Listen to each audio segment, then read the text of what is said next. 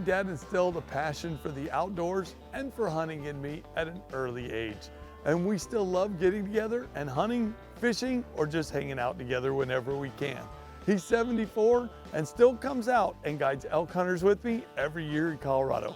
So it was a special treat to have him join me and the rest of the family in Kodiak, Alaska with the Nilchik Chargers. Nice shot, Dad. Nice shot, Dad. Well, me and Dad decided to go out and do some duck hunting together, and we had an absolute blast as always.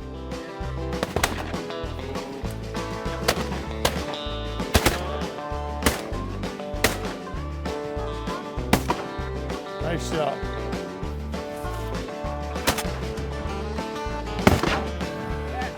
Every time we go out together, it seems there's a lot of laughter and a lot of cutting up.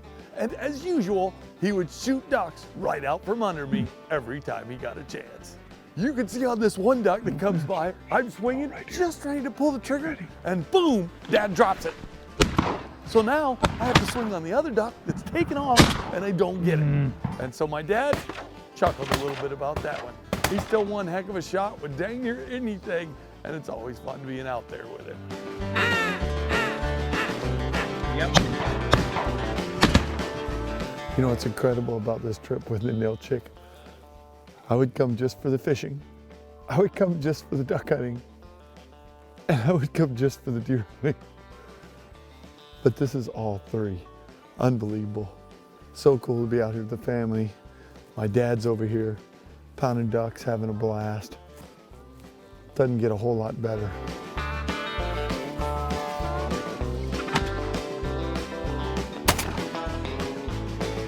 We had all kinds of ducks winging in. We were tucked into little spots in between the rocks, and we saw teal, gadwall, harlequin, goldeneye, mallards. We had all kinds of different ducks winging into our decoys. All of us were having an absolute blast.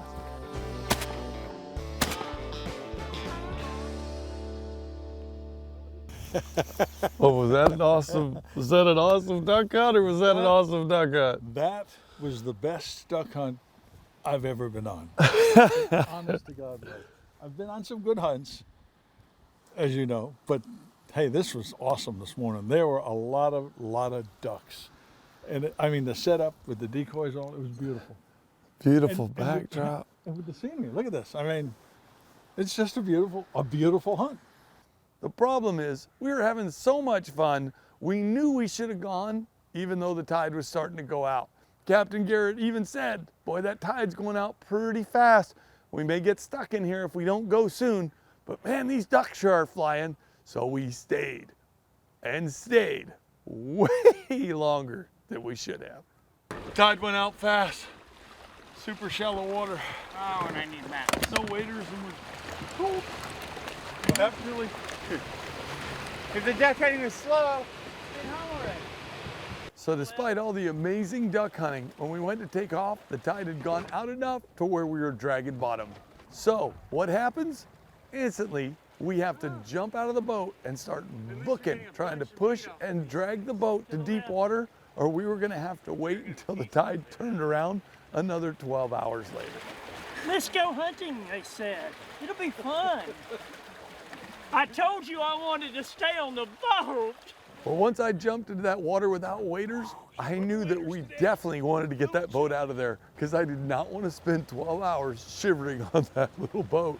So me, Larry, and Captain Garrett got out and pushed and pulled that boat until we got into deep enough water where we could get back. But what's funny is when I reflect back on some of the old footage I've seen of Fred Bear, I remember that they got caught a couple times when the tide went out. So I guess that's been happening to hunters and fishermen for a long time at Kodiak. The tides along the Alaskan coast are some of the largest known, the ocean rising and falling as much as 20 feet during a day.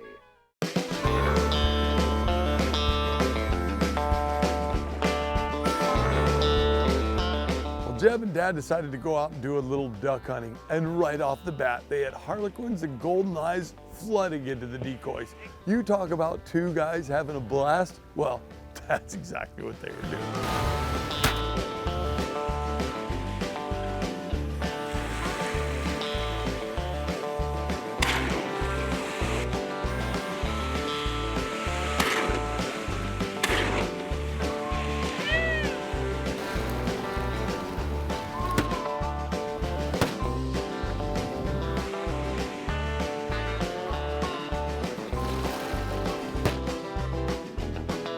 Those two had an absolute blast chasing ducks together.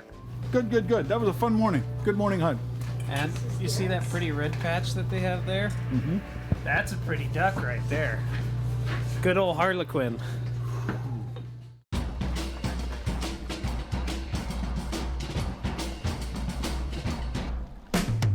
Well, the next morning the weather was super rough, so we decided to all go out and do some duck hunting.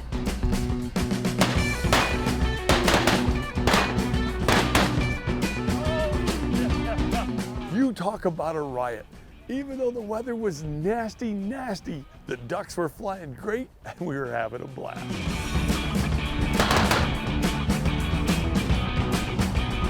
The guys at Ninilchik are transporters and they take us out when I tell them where I want to go deer hunt.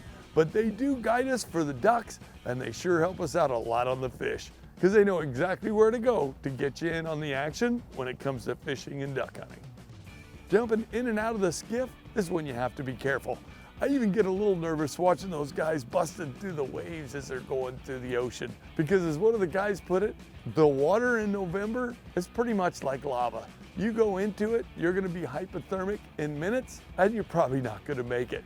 Even though we don't treat it like lava, you gotta be pretty dang careful what you're doing in and around the water in Alaska.